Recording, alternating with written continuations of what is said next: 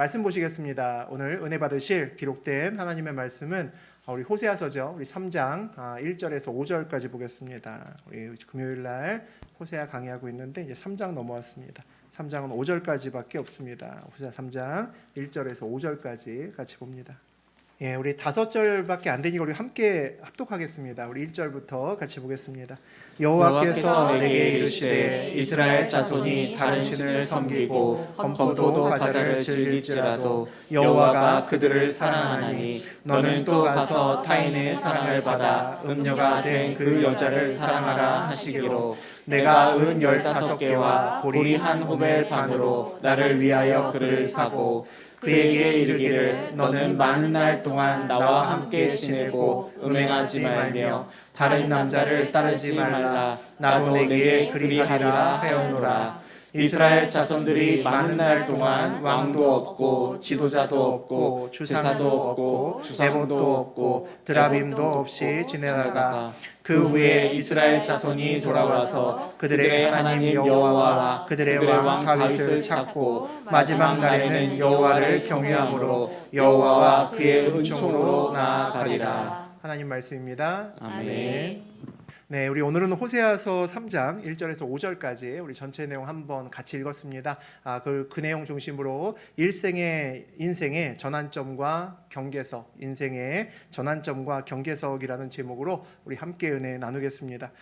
호세아서는 다른 소선지서들과 달리 선지자가 그냥 하나님의 경고의 말씀을 전하고 그냥 떠나지 않습니다. 그 경고의 말씀을 전할 뿐만 아니라 하나님의 마음을 부어진 그 호세아가 그 말씀을 삶으로 살아냅니다. 그래서 하나님의 그 안타까운 마음을 백성들에게 알려야 되는 이중적인 역할을 하는 그런 선지자가 호세아라는 선지자였습니다. 그는 우리 1장에서부터 쉽지 않은 하나님의 말씀을 받았습니다. 하나님의 마음을 백성들에게 선포하기 위해서 하나님의 명령에 따라 음란한 여인이었던 고멜과 결혼하라는 정말 우리가 생각할 때는 참 이해하기 어려운 그런 명령을 받았고 또 그 명령에 호세아가 순종하는 모습을 보였습니다. 그래서 진짜 고멜과 결혼하고 아무도 결혼하지 않았던 하기를 원하지 않던 그 여자와 결혼하고 아들도 낳고 딸도 낳으면서 그렇게 살았던 모습을 우리가 보았습니다. 오늘 시간이 이제 그로부터 이제 얼마가 지났겠죠. 아들도 딸도 낳는 그 시간이 지나갔습니다. 그 다음에 오늘 또 하나님은 호세아에게 여전히 또 이해할 수 없는 다른 명령을 하시는 것을 우리가 봅니다. 우리 1절 같이 한번 보죠. 여호와께서 내게 이르시되 이스라엘 자손이 다른 신을 섬기고 검포도 과자를 즐길지라도 여호와가 그들을 사랑하나니 너는 또 가서 타인의 사랑을 받아 음녀가 된 그 여자를 사랑하라 하시기로. 북이스라엘의 백성들은 우상을 섬겼습니다. 바알도 섬기고 아세라도 섬기고 다른 신들, 좋다고 하는 신들이 들어오면 기웃기웃거리고 그렇게 살았습니다. 그 이유가 뭘까요? 왜 다른 신에게 자꾸 기웃거릴까요? 그들이 용하다고 소문났기 때문입니다. 그래서 그들에게 기웃거릴 수밖에 없었죠. 남들은 그러는데 김 집사가 이번에 무슨 전자 주식을 샀는데 대박 났는데 알고 보니까 용한 무당 찾아가서 얘기를 들었대더라. 이런 소문이 난 겁니다. 소문이 파다한 거죠. 야, 바알에게 한번 가보자. 이런 소문이 사람들에게 입소문으로 전해집니다. 그래서 사람들이 바알 앞에 아세라 앞에 서성거리고 그곳을 기웃거리게 되었다는 거죠. 이것이 우리를 하나님만 붙들지 못하게 하는 주된 이유가 됩니다. 이 유혹은 참 대단하죠.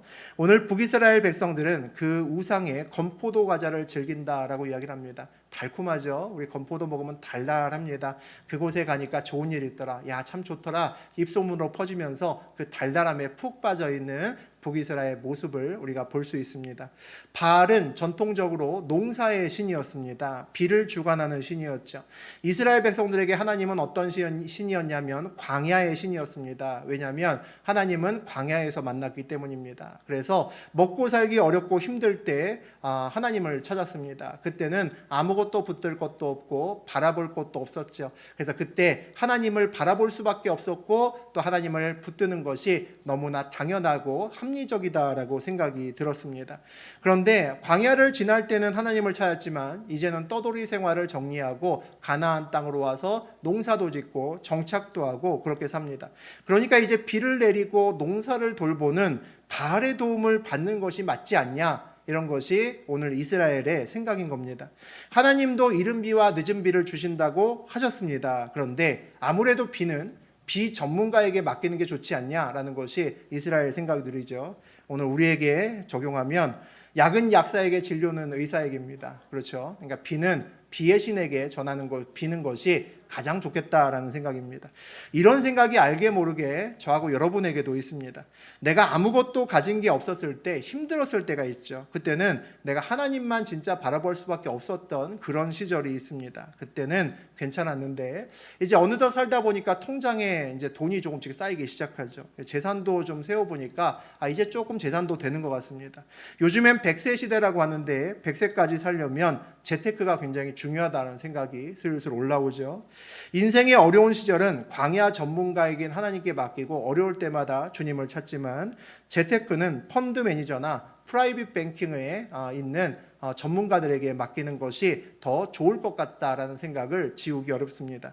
사람들에게 물으니 용한 부동산도 있고 쪽집게 펀드 매니저도 있습니다. 그래서 아는 친구는 땅을 사서 한몫 잡았고 또 다른 친구는 어떤 주식을 사서 아주 짭짤하게 이익을 받습니다. 그런 얘기를 들으니까 야, 나도 늦기 전에 빨리 뒤져봐야겠다라는 생각이 들면서 이제 급해지죠. 이런 이야기들이 저하고 여러분의 삶에서 사실 심심치 않게 많이 듣는 이야기입니다. 제가 지금 하는 이야기가 재테크하지 말라는 이야기는 절대로 아닙니다. 하셔도 됩니다. 또 해야 될 때가 또 많이 있죠. 그런데 그곳에 마음을 뺏기지는 말라는 겁니다. 주식을 하면, 제가 옛날에 주식을 좀 했었는데 주식을 하면 하루 종일 주식창이 눈앞에 어른거리더라고요. 아마 그러신 분 많을 겁니다. 주식에 투자를 하는 것이 아니라 투기를 하는 사람이 많고, 투기를 하면 불안한 주식에 돈을 쏟아붓기 때문에 하루 종일 오르락 내리락 할 때마다 가슴도 똑같이 오르락 내리락 합니다. 하루 왼종일 주식 보고 그 주식장이 끝나야 비로소 마음의 안정을 찾기 시작합니다. 우리가 재테크가 굉장히 중요한 이야기지만 재테크가 인생의 목적이 되어서는 안 됩니다. 대박난 친구 이야기에 우리의 마음의 평안이 깨지면 안 된다라는 겁니다. 재테크를 해야 되지만 그것을 왜 해야 되는지 우리가 목적을 다시 한번 살펴볼 필요가 있다는 거죠.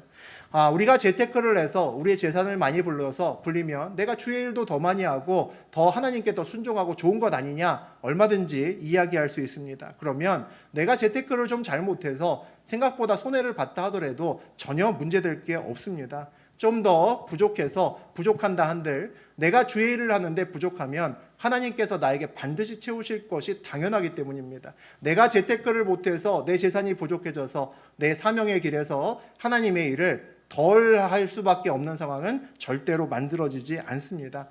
답답하면 하나님께서 부으신다는 거죠. 우리가 삶에서 여유가 없어지면, 그리고 욕심이 커지면 마음이 격동합니다. 마음이 격동하면 반드시 뭐를 하냐면 실수하게끔 되어 있습니다.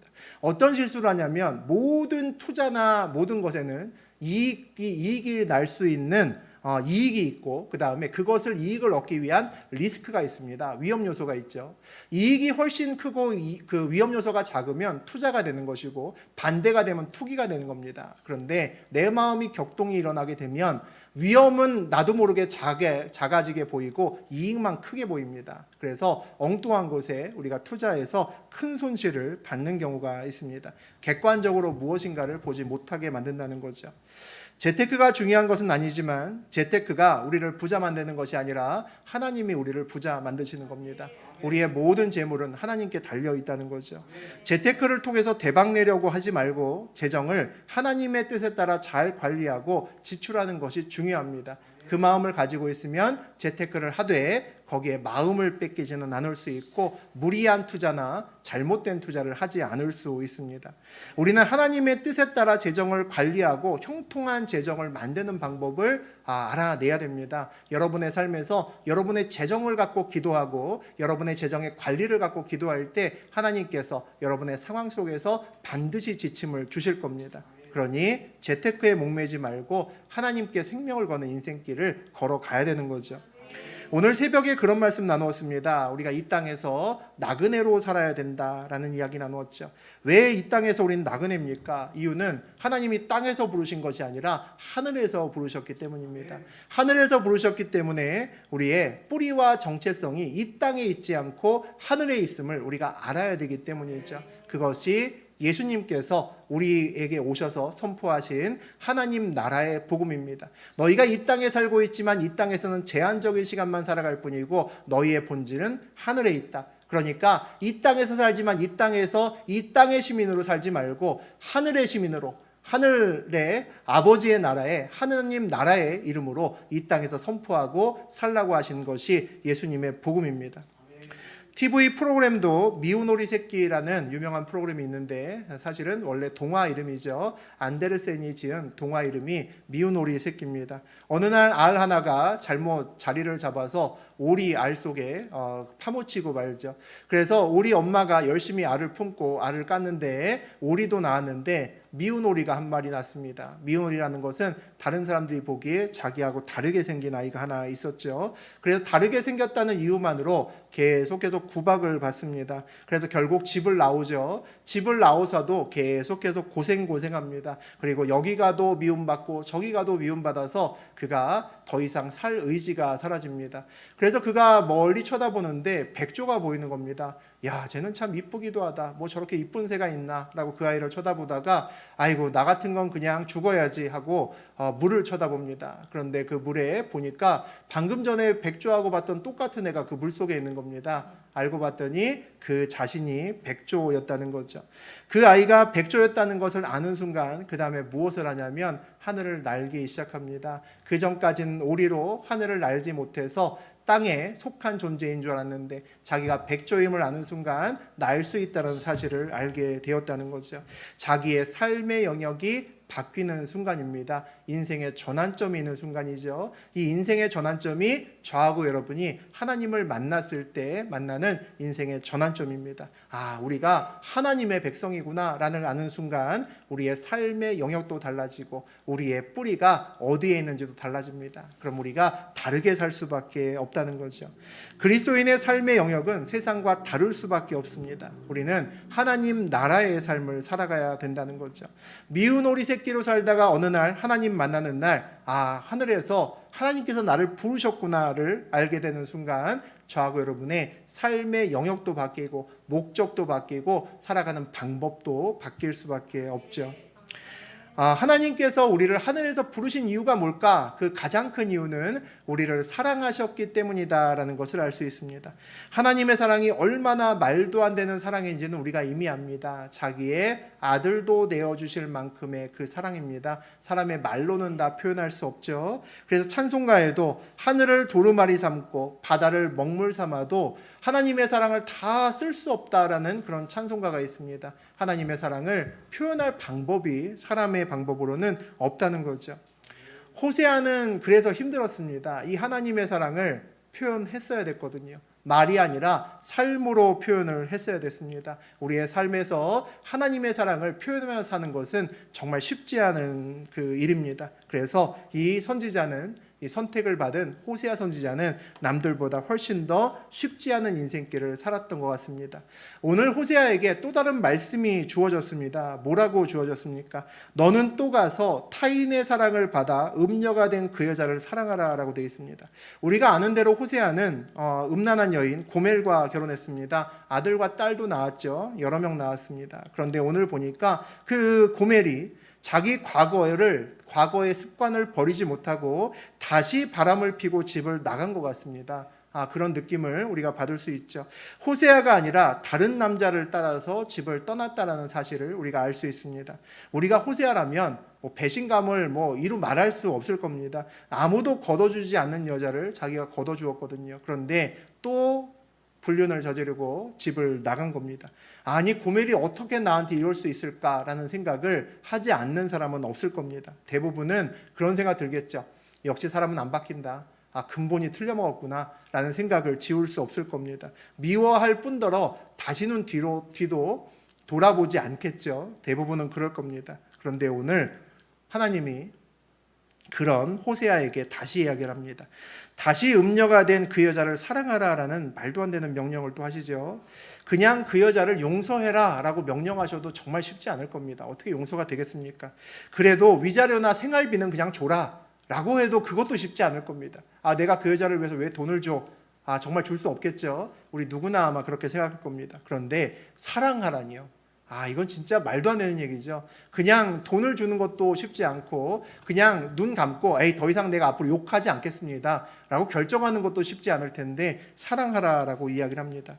진짜 하나님 나한테 왜 이러세요? 라는 말이 여기까지 나오는 것이 우리가 호세아가 아님에도 불구하고 호세아 편에 서서 변호를 하고 싶은 마음이 올라옵니다. 그런데 호세아는 오늘도 이 명령에 순종합니다. 왜 그럴까 싶은 거죠. 오늘 1절을 다시 보니까 이스라엘 자손이 자기 다른 신을 섬기고 건포도 과자를 즐길지라도 뭐라고 되어 있습니까? 여호와가 그들을 사랑하나니라고 되어 있습니다. 이스라엘 백성들이 고멜이 너에게 했던 것처럼 나에게도 그렇게 하더구나라고 오늘 호세아에게 말씀하시는 겁니다. 나의 백성들이 다른 신을 섬기면서 달콤하게 건포도 과자 빨면서 그 앞에서 즐기더구나라고 이야기를 합니다. 그런데 하나님께서 그들을 사랑하는 마음을 내가 지금도 끊지 못했다라고 말씀하신다는 거죠. 하나님의 마음이 부어진다는 것은 그래서 참 어렵습니다. 우리의 이성적으로 생각을 하는 판단과 하나님의 마음은 늘 다를 경우가 많습니다. 오늘 호세아는 그의 마음에 부어진 하나님의 마음을 다시 한번 드러내는 그런 삶을 살아갑니다. 우리 주변에도 수천 년 전에 이 호세아와 같은 사람들이 중간중간에 있습니다. 수많은 사람들에게 예수를 나누고 예수의 마음을 전하고 33살에 죽은 우리 젊은 의사가 한 분 있었습니다. 우리 옛날에 한번 나누었죠. 안수연이라고 했던 바보 청년 의사 책의 우리 주인공이죠. 그런 사람도 있었습니다. 우리 기독교는 아니지만 아프리카까지 가서 많은 사람들을 살리고 본인은 암으로 그냥 하나님께 안긴 이태석 신부도 있습니다. 그런 사람들을 보면 하나님의 마음을 품고 있는 것 같다라는 생각이 듭니다. 그리고 그의 삶을 통해서 하나님을 진짜 드러내는 사람이다. 호세아 같은 사람이다라고 느낄 수 있죠. 우리는 또 매년 다니엘 기도회를 보면서 그런 사람을 만납니다. 우리 바로 작년에 11월에도 그런 분들 만났죠. 아무도 가지 않는 아마존에 여성 선교사로 나가 있는 김혜숙 선교사님도 우리가 함께 봤습니다. 도대체 어떻게 저렇게 살까라는 그런 생각이 들죠. 얼굴은 완전히 우리 강남에 사는 분처럼 생겼는데 아무것도 하지 않고 화장도 안 하고 그곳에서 그냥 원주민들과 뒹굴며 살아갑니다. 미국에 교수로 있다가 내려놓고 전 세계 순회 선교사로 살아가는 이은상 선교사님의 말씀도 잠깐 기억이 납니다. 이런 사람들을 만나면 한편으로는 이분들 참 대단하다. 우리는 그런 말씀 들어도 그 순종하기 참 어려울 텐데 어떻게 그렇게 순종하고 살까 존경스럽기까지 합니다. 그런데 그 또 다른 한편에 어떤 생각이 드냐면 하나님 참 대단하다라는 생각이 듭니다. 왜 하나님이 참 대단하냐면 이 감당할 수 없는 것 같은 사명을 들고 나가면 어떻습니까? 이 엄청난 부담감이 있잖아요. 우리가 생각할 때는 그런 부담감을 갖고 나가면 불행할 것 같거든요.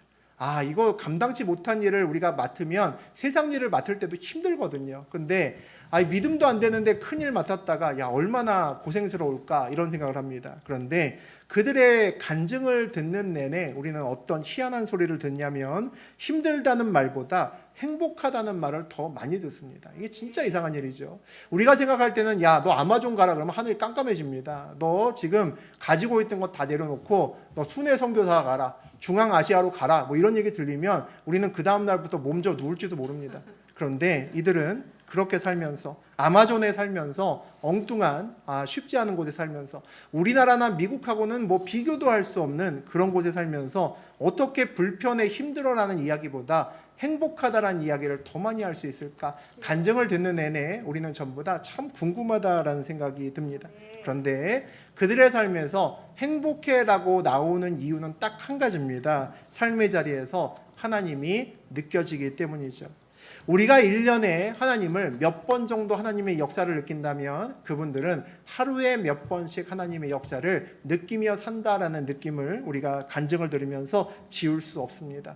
하나님을 더 많이 깊이 만나고 싶다라는 것이 저하고 여러분의 소원 중에 하나일 겁니다. 하나님을 깊이 더 많이 만날 수 있는 가장 좋은 방법은 사명의 자리로 더 깊이 나아가는 겁니다. 주님의 뜻대로 더 깊이 나아가는 겁니다. 세상이 아니라 주님을 온전히 붙드는 거죠. 그 자리에 깊숙이 갈수록 우리는 하나님을 더 많이 만나고 1년에 몇 번이 아니라 하루에 몇 번을 우리의 삶의 자리에서 만날 수 있습니다. 더 중심으로 나아갈수록 더 많이 보이고 느껴질 겁니다. 그래서 사명을 감당하는 사람들은 늘 행복하다는 말을 입에서 달고 살아갈 수밖에 없죠. 그런 분들의 삶의 전환점이 되었던 질문이 있는 것 같습니다. 이은상 선교사님 그때 나와서 말씀하실 때도 똑같았습니다. 내가 이제 세상을 살다가 저하고 여러분도 전부 다 그리스도인으로 살죠. 그리스도인으로 살아가는 것은 하나님이 살아계시다는 걸 아는 겁니다. 이 충격이죠. 처음엔 저도 몰랐으니까. 그런데 하나님을 만나고 나면 야, 하나님이 살아계시는구나. 누구나 깜짝 놀랍니다. 하나님이 살아계시니까 야, 천국과 지옥이 있다는 것도 알고, 그리고 하나님이 나를 부르셨구나. 내가 그리스도 예수를 믿는구나. 그 순간 뭐가 옵니까? 구원이란 놀라운 선물이 옵니다. 아, 내가 이제 죽어도 천국에 가겠구나. 이런 놀라운 선물을 받는다는 거죠. 다 압니다. 그래서 그 다음부터는 이제 삶이 만족스러워지기 시작합니다. 내 인생의 끝이 선하다는 것을 알면 그 중간의 과정이 비록 나의 마음에 좀 덜 들지라도 우리는 최후의 선을 알기 때문에, 기쁨을 알기 때문에 기쁨으로 오늘 하루를 걸어갈 수 있습니다. 그래서 이전까지는 참 불평도 많았는데 이제 하루하루의 삶이 이제 즐거워짐도 이제 경험하고 하루하루를 이제 누릴 수도 있습니다. 그래서 만족하면서 살고 있는데 어느 날 문득 그런 생각이 드는 겁니다. 이 세상을 다 마치고 나면 이제 구원받은 자로 우리가 그리스도 앞에, 하나님 앞에 설 텐데 하나님이 분명히 이제 물을 것 같다는 거죠. 야, 너 그동안 인생을 살아오면서 먼저 구원받은 자로 살았는데 무엇을 위해서, 누구를 위해서 살다 왔느냐? 분명히 물어볼 거라는 이야기죠. 그런데 그 질문에 나는 무엇으로 답을 해야 될까? 이게 이제 새로운 숙제로 떠오릅니다. 이것이 인생의 전환점을 만드는 질문이죠. 우리는 남에게 빚을 지면 갚으려고 합니다. 그러죠. 우리 어떤 집사님이 우리 아들 결혼할 때 10만 원 부주하면 써놓습니다. 왜 써놓습니까? 적어도 10만 원은 해야겠다라는 생각이 들어서 써놓는 거죠. 그래서 금전적인 사실 빚이 될 경우가 많습니다. 내가 받은 만큼은 또는 그 이상은 돌려줘야지. 많은 사람들이 그렇게 생각을 하죠. 한번 어떤 권사님이 나에게 밥을 사면, 비싼 밥을 사면 나도 비슷한 만큼 또 밥을 사려고 노력을 합니다. 우리 전부 다 그러고 살죠. 그런데 가족은 좀 다릅니다. 가족 간에 또 형제 자매 간에는 좀 다르죠. 내 남편이 나에게 10만 원짜리 선물했다고 기록해놨다가 그 남편 생일에 꼭 10만 원짜리 이상은 해야지 라고 생각하는 사람은 없죠. 그러면 이제 가족이 아닌 겁니다. 그렇죠. 우리 가족끼리는 선물을 받아도 그것이 내 마음에 빚이 되지 않습니다. 빚은 되지만 금전적인 빚이 되지 않죠. 무슨 빚이 됩니까? 사랑의 빚이 됩니다. 사랑의 빚이 되죠. 그래서 그것은 내가 받았을 때 뭘로 갚으면 됩니까? 사랑으로 갚으면 됩니다. 반드시 돈으로 갚지 않아도 사랑으로 갚을 수 있습니다. 사랑의 빚이라는 것은 내가 돈으로 빚을 져도 그 빚을 사랑으로 얼마든지 갚을 수 있다는 겁니다. 그것이 사랑의 빚이라고 우리가 부르죠. 우리는 예수님께 값을 다 할 수 없는 빚을 지고 삽니다. 예수님 때문에 우리가 하나님을 아버지라 부를 수 있고 하나님의 임재를 느낄 수 있고 성령 하나님이 우리 안에 오셔서 함께 걸을 수 있습니다. 우리 옛날에는 예수님 오기 전에는 생각할 수도 없었던 일이었고 구원을 확신하면서 오늘을 살아갈 수 있는 기쁨의 인생길을 걸어갈 수 있게 되었습니다. 그러면 신약 성경의 비유로 하면 우리는 1만 달란트 빚진 자입니다. 그죠? 말도 안 되는 돈을 빚진 자죠. 그 빚을 어떻게 갚을까 이제 고민이 된다는 거죠. 하루에 100만 원씩 갚아도 평생을 갚아도 다 갚지 못하는 이 빚을 어떻게 갚으면 될까? 그런데 그런 고민하지 않아도 된다는 겁니다. 왜 그렇죠? 사랑의 빚이기 때문입니다. 예수님께서 놀라운 핏값으로 값을 매길 수 없는 핏값으로 우리를 살리셨지만 그것을 기록해 놓고 너 이만큼 내놔야 되라고 기록하지 않으셨기 때문입니다. 예수님께 진 빚을 사랑으로 갚는다는 것이 뭘까요? 너 구원받은 자로 그 선물로 이 세상을 살았는데 너 무엇하다 왔냐라는 그 질문에 우리가 무엇으로 답할 수 있는가가 사랑의 빚을 진 자의 삶의 태도입니다. 그 질문에 삶으로 답을 할 수 있는 것이 빚을 갚는 방법이라는 거죠. 이것이 예수님께 빚진 자들의 거룩한 부담감입니다. 이 질문이 우리를 사명의 자리로 옮깁니다. 네. 처음에 하나님을 만나면 그저 좋습니다. 아, 하나님 참 감사하다. 나는 참 할 것도 많이 없는데, 하나님께 드린 것도 없는데 나를 구원해 주시고, 야, 전혀 다른 이런 인생길을 살게 하시는구나. 마냥 즐겁습니다. 그런데 그 사랑의 빛이 저하고 여러분의 삶의 전환점을 만듭니다. 많은 사람들이 성경에 나오고 또 그 이후에 많은 사람들, 우리 주변에 여전히 많은 사람들이 이 질문에 답을 썼습니다. 또 역시 우리도 이 질문에 삶으로 답을 써내야 되는 그런 사람들입니다. 하나님 질문에 대한 답안지는 언제나 우리들의 삶인 것 같습니다. 우리의 삶에 우리가 앞으로 무엇을 쓰는가가 우리가 하나님의 사랑의 빛에 어떻게 반응하느냐를 우리가 나타냅니다. 우리 2절과 3절 읽어보죠. 내가 은 15개와 보리 한 오멜 반으로 나를 위하여 그를 사고 그에게 이르기를 너는 많은 날 동안 나와 함께 지내고 음행하지 말며 다른 남자를 따르지 말라. 나도 내게 그리하리라 하였노라. 호세아가 싫다고 다른 남자하고 이제 도망갔죠. 도망간 그 고멜을 사랑하라는 것은 정말 쉽지 않은 명령이었는데 그대로 하는 우리 호세아를 봅니다. 참 놀랍죠. 우리 같으면 절대 순종하기 어려울 텐데 호세아는 순종을 했습니다. 그런데 오늘 또 2절 3절을 보니까 더 기막힌 일이 벌어진 것을 볼 수 있습니다. 호세아가 그의 아내를 데려오는데 그냥 데려온 것이 아니라 어떻습니까? 은 15개와 보리 한 오멜 반을 지불했습니다. 큰 금액을 지불하고 사람 하나를 사오는, 당시에 사람 하나를 사오는 그 금액을 지불하고 그 아내를 사왔다는 거죠. 아니, 자기 아내를 데리고 오는데 왜 돈을 지불합니까? 상상력을 동원하면 이런저런 상황이 있었을 수 있겠다라는 생각이 저하고 여러분의 머릿속에 아마 올라올 겁니다. 수천 년 전에 시대적 배경과 상황을 다 알진 못해도 고멜이 호세아를 처음 떠나서 딴 사람을 사랑하게 돼서 그 사람과 떠났을 때 처음에는 좋았을지 모르지만 결국 마지막에는 인생의 바닥의 경험을 했다라는 것을 우리가 알 수 있습니다. 그런 아내를 데려오기 위해서 어쩔 수 없이 돈을 지불하고 그 사람의 자유를 다시 복구시켜 줄 수밖에 없었던 호세아를 우리가 볼 수 있습니다. 그리고 호세아가 이야기를 합니다. 앞으로 나와 함께 다시 살고 음행하지 말고 부부로서 나에게 신실하게 해라. 나도 너에게 신실하게 하겠다라는 이야기를 합니다.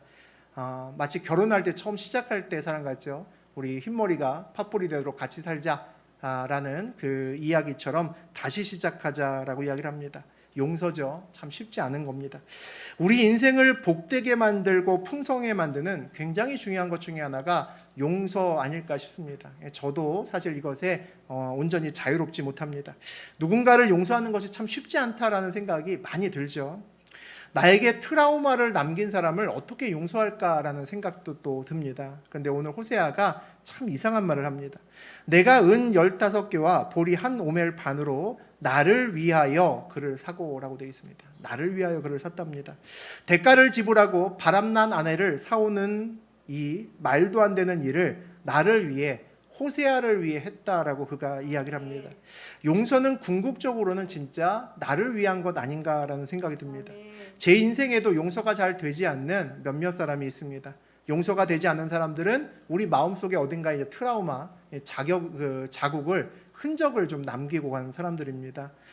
물론 시간이 지나가면 점점 약해지죠. 상처가 점점 작아집니다. 그래도 사실 문득문득 생각나잖아요. 그죠? 여러분 삶에도 문득문득 생각나는 그런 사람들이 있습니다. 그리고 가끔 또 그분이 또 꿈에도 또 등장하십니다. 그래서 우리를 좀 괴롭히기도 하죠.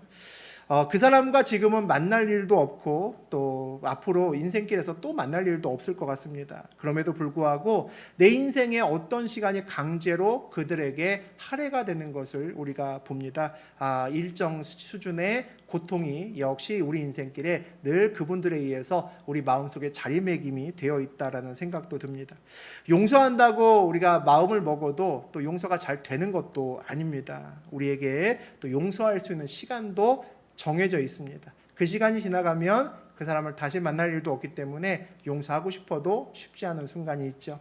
그래서 그 시간이 지나기 전에 사실은 용서하는 것이 가장 좋은 방법인데 사실 그것이 잘 되지 않습니다. 어떤 누군가를 용서해야 될 때, 내가 정말 하기 싫은 또 어떤 일을 해야 될 때 우리 앞에 있는 십자가는 저하고 여러분에게 늘 부담이 되는 것 같습니다. 십자가 앞에 서면 예수님께서 꼭 그런 말씀을 하시는 것 같습니다. 나는 너를 위해 십자가를 졌는데 라고 예수님이 우리에게 말씀하시는 것 같습니다. 내가 진 빚이 얼마나 큰지 아는 사람은 내게 빚진 사람도 용서할 수 있잖아요. 그것이 순리고 그것이 맞는 일인데 그것이 잘 되지 않으면 하나님께서 우리에게 주신 그 사랑의 빛을, 그 거룩한 부담감을 우리가 잘 느끼지 못하고 있기 때문 아닐까라는 생각이 듭니다. 사랑이 주는 거룩한 부담감은 저하고 여러분의 삶에서 늘 전환점을 만들고 늘 선한 길로 인도합니다. 내가 용서하지 못한 사람에게도 용서한다라고 말할 수 있는 이유는 아버지께서, 하나님께서 우리를 받아주셨기 때문이죠. 우리 4절과 5절 읽겠습니다. 이스라엘 자손들이 많은 날 동안 왕도 없고 지도자도 없고 제사도 없고 주상도 없고 에봇도 없고 드라빔도 없이 지내다가 그 후에 이스라엘 자손이 돌아와서 그들의 하나님 여호와와 그들의 왕 다윗을 찾고 마지막 날에는 여호와를 경외함으로 여호와와 그의 은총으로 나아가리라. 호세아는 결국 어떻게 우리 호세아 3장에서 선포를 하냐면 결국 이스라엘 자손들이 다시 돌아와서 하나님을 찾고 하나님을 경외하게 될 것이고 하나님의 은혜 가운데 들어가게 될 것이다. 온전히 회복하게 될 거다라고 마지막에 그렇게 선한 길로 인도하시는 하나님을 찬양하고 또 그렇게 선포를 합니다. 결국은 회복될 것이라는 거죠. 지금은 비록 죄 가운데 있고 지금은 망할 길을 향해서 걸어가고 있지만 결국 마지막에는 은혜의 길로 돌아올 것이다 라고 그렇게 선포합니다. 그런데 그 은혜 가운데 오는 것은 참 좋은 일이고 마지막이 해피하게 끝나니까 참 아름다운 일일 수도 있는데 그 은혜 가운데 오는 길은 그렇게 순탄하지 않겠구나라는 생각을 할 수 있습니다. 그것이 4절에 나오죠. 이스라엘 자손들이 많은 날 동안 왕도 없고 지도자도 없고 제사도 없고 주상도 없고 에봇도 없고 드라빔도 없이 지내다가 이것저것 없고의 시간을 보내야만 회복의 길로 온다는 겁니다. 이스라엘 백성들이 꽤나 오랜 시간 동안 어떻게 지내느냐? 없는 인생길을 지낸다라고 이야기를 합니다. 첫 번째 없는 것이 뭡니까? 왕도 없고 지도자도 없습니다. 왕도 없고 지도자도 없다는 얘기는 나라를 뺏긴 백성이 된다는 겁니다. 서름 가운데 지낸다는 거죠. 지금이야 우리가 얼마 있다가 또 대통령 선거도 하겠지만 누가 어떻네 욕도 하고 이 나라는 정말 나한테 도움이 하나도 안 돼라고 나라 욕을 하기도 합니다. 우리가 화가 나면 이런저런 욕하고 그렇게 살죠. 그런데 정작 나라를 빼앗기면 이건 완전히 달라지는 이야기죠. 우리가 어느 나라에 가서 서러움을 당해도 결국 우리나라가 우리를 지켜주게 되어 있습니다. 큰 방패막이가 된다는 거죠.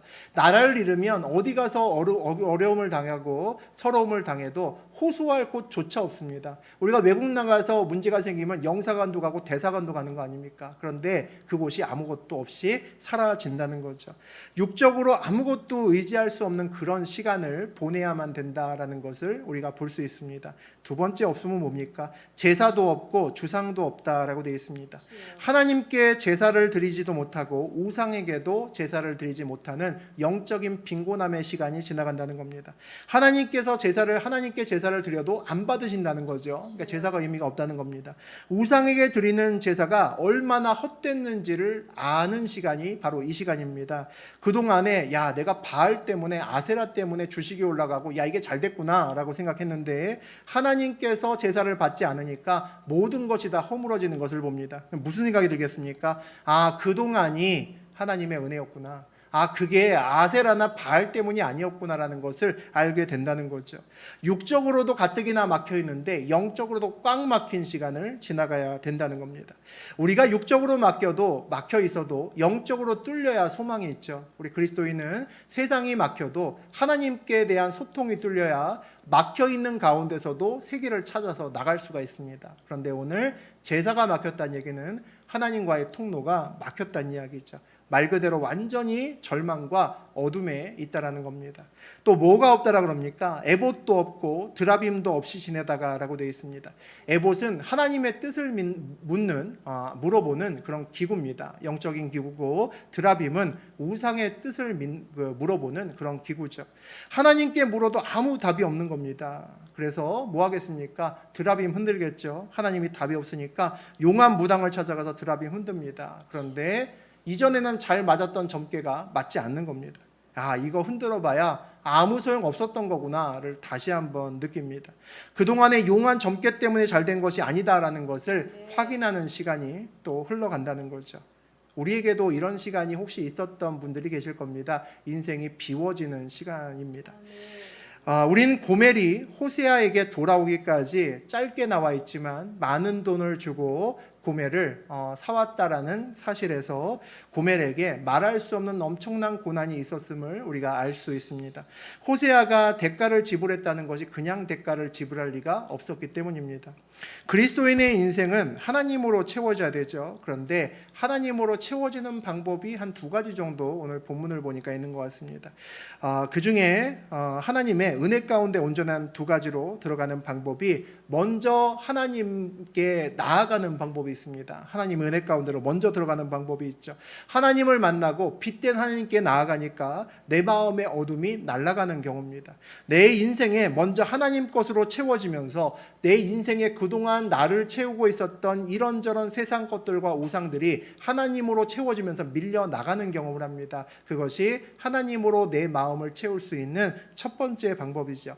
보통 이렇게 우리 마음을 하나님으로 채워지는 것이 첫 번째 광야에서입니다. 하나님을 처음 만날 때 야, 하나님이 진짜 살아계시는구나. 난 없는 줄 알았는데 그때 우리 마음속에 더러운 것들이 나가고 옳지 않은 것들이 쫓겨나가게끔 되어 있습니다. 하나님을 만난 감동과 감격이 우리의 마음속에 하나님 아닌 모든 다른 것들을 쫓아내고 그런 것들을 놓아버리게 만듭니다. 하나님에 대한 그 사랑의 빛이 우리 인생의 온전한 전환점을 만드는 것도 보통은 우리가 첫 번째 광야에서입니다. 하나님을 처음 만났을 때죠. 그런데 오늘 고멜처럼 북이스라엘처럼 먼저 비워지는 시간을 보내야 되는 그런 사람들이 있었습니다. 분명히 은혜가 있었는데 다시 한번 비워지는 그런 역사가 일어나는 사람들이 있습니다. 영적으로 육적으로 청소의 시간이 필요한 사람들이 있습니다. 고통스러운 시간이죠. 먼저 빈 마음을 가져야 되고 먼저 비워진 다음에 그 후에야 은혜로 채워질 수 있는 아버지 그 쉽지 않은 그런 시간들이 나올 때가 있습니다. 첫 번째 광야보다 훨씬 더 힘든 두 번째 광야의 시간임을 우리가 알 수 있죠. 첫 번째 광야에서 알게 된 사랑의 빛이 그 빛을 잃을 때 우리가 두 번째 광야를 맞이하는 것 아닌가 싶습니다. 그래서 사랑의 빛은 내가 하나님께 사랑의 빛을 줬구나라고 하는 것은 우리 인생의 전환점을 만들기도 하지만 우리 인생을 지킬 수 있는 경계석이 되기도 합니다. 한때 하나님께 진 사랑의 빛 때문에 우리 인생의 전환점을 맞았어도 그 사랑의 빛을 내가 잃어버리면 우리는 어느새 고멜처럼 살게 될 겁니다.